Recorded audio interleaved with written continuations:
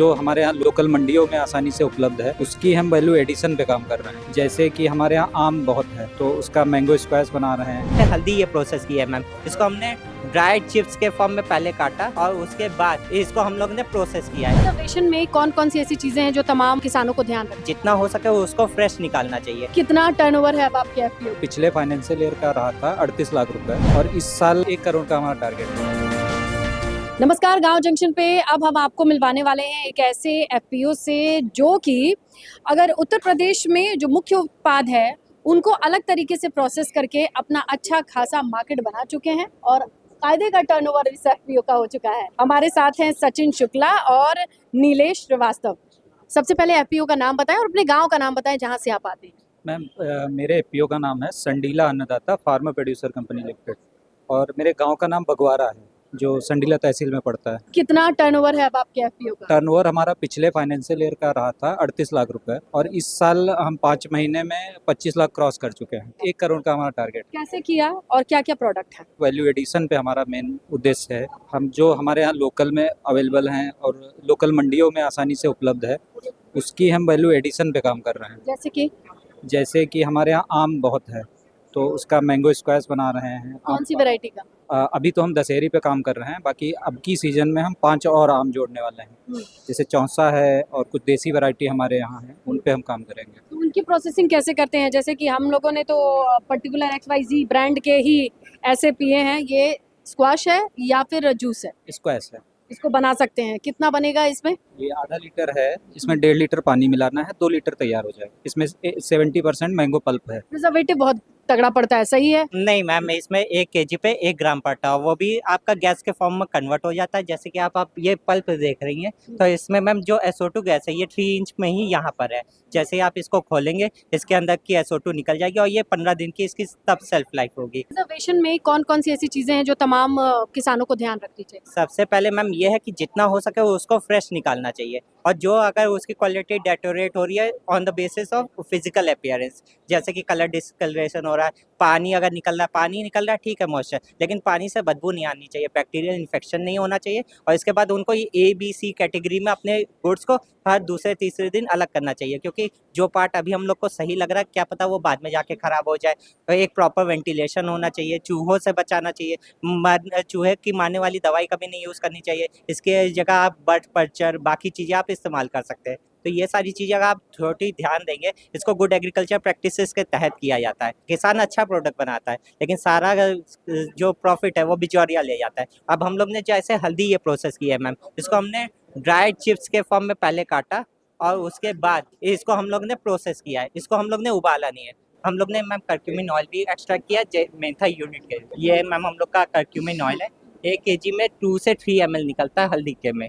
और ये काली हल्दी का सबसे कम निकलता है, ये पीली हल्दी का रहता है और सफ़ेद हल्दी का रहता है। लेकिन किसान को ये पता चल गया है कि जैसे मैम होता है चावल वो जाता है पॉलिशर में जाता है धान से और वो पॉलिशर कंपनी ले लेती है, वैसे ही मैम हल्दी में भी सेम काम होता है। वो लोग जाते हैं भट्टी पे, उनकी हल्दी वो बॉईल कर देते हैं, बॉईल करने से उनकी हल्दी अच्छी पिस हो जाती है, लेकिन जो मेन इसका जो तेल है वो रख लेते हैं। किसान खुश होता है कि उसकी हल्दी अच्छी पिस रही है, एक्चुअली में मेन चीज़ तो वो ले गए हैं। जैसे कि जो दर्द का तेल होता है उसमें 2 चीज़ें मेनली पड़ता है, एक आपका गैनोडर्मा मशरूम और दूसरा आपका हल्दी का तेल करक्यूमिन।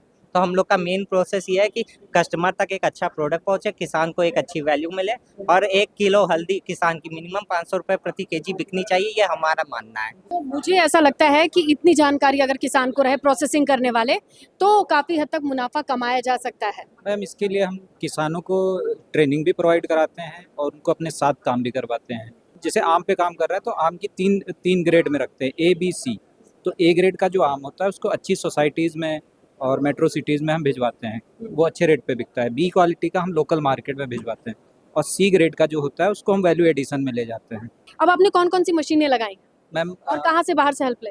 अभी हमने पल्पर लगाया हुआ है और वेजिटेबल कटर लगाया हुआ है और कुछ पैकेजिंग मशीन हमने लगाई है और ऐसे छोटी छोटी यूनिटें लगाई हैं, बाकी तो कुछ ड्रायर भी तो चाहिए होता होगा। मैम ड्रायर एक्चुअली में कॉस्टली आता है 7 to 8 lakhs में, तो हमने दूसरे एफपीओ से टाई अप किया है।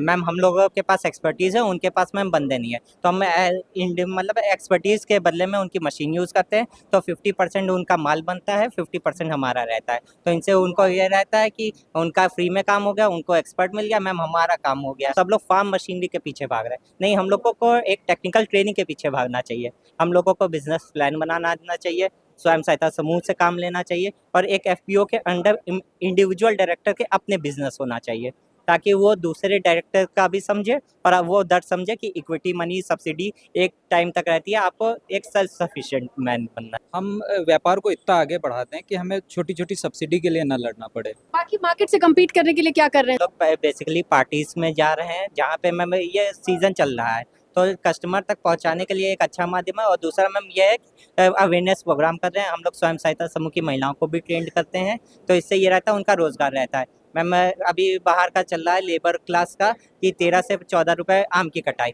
लेकिन जिनसे हम आम खरीद रहे हैं और वही हमको 6 रुपए में काट के दे रही है। एक महिलाओं को उनको पैसा मिल गया और उनका आम भी बिक गया, उनका ट्रांसपोर्टेशन कॉस्ट कम हो गया, और इससे ईज ऑफ डूइंग बिजनेस हो गया, और एक गांव में इज्जत भी बनी रही कि अब भैया हमको बाहर जाके काम नहीं करना, और इसमें पुरुष का पार्ट कम है, इसमें महिलाओं का पार्ट ज़्यादा है। चलिए, अच्छा लगा कि आप लोग इस तरीके से कोशिश करें। बाकी एफपीओ को 3 सलाह दीजिए, डायरेक्टर बाबू आप और आप। जो डायरेक्टर हैं आपस में मिलकर काम करें, और वो सिर्फ सब्सिडी या फार्म मशीनरी या इनपुट शॉप के लिए काम ना करें। वो कैसे अपना वैल्यू एडिशन करके अतिरिक्त इनकम जनरेट कर सकते हैं, उस पर काम करना चाहिए उनको। दूसरा ये सलाह रहेगी कि आप एफपीओ को एक ही फोकस पे ना लें, आप 3-4 अपने गोल रखें। जो मार्केट में चल जाए उसको 80% रखिए, जो ना चले उसको 20% पे पीछे करते रहिए। क्या पता कब आपका कॉइन फ्लिप हो, कब आपका हो। आप एफपीओ को हमेशा वाइट लेबलिंग में भी रहना चाहिए, क्योंकि कई नए एफपीओ रोज बन रहे हैं, अभी 20,000 नए एफपीओ बनने वाले हैं, तो वो सीखेंगे किससे? जो पुराने 10,000 एफपीओ हैं, तो उनको वो सपोर्ट करें। अपने पास भेद रखने से कोई मतलब नहीं रहता, आप जितना ज्ञान बांटेंगे आपका माइंड और टंग उतनी अच्छी रहेगी। बहुत बहुत शुक्रिया, आप लोगों से बात करके अच्छा लगा। आपको बहुत सारी शुभकामनाएं। जिन मिशन के साथ आप निकले हैं उसमें आप सफल हों। अगर आपको लगता है कि आपके आसपास में कोई एफपीओ है और एफपीओ में थोड़ी बहुत और सुधार की गुंजाइश है, तो आप सवाल कर सकते हैं।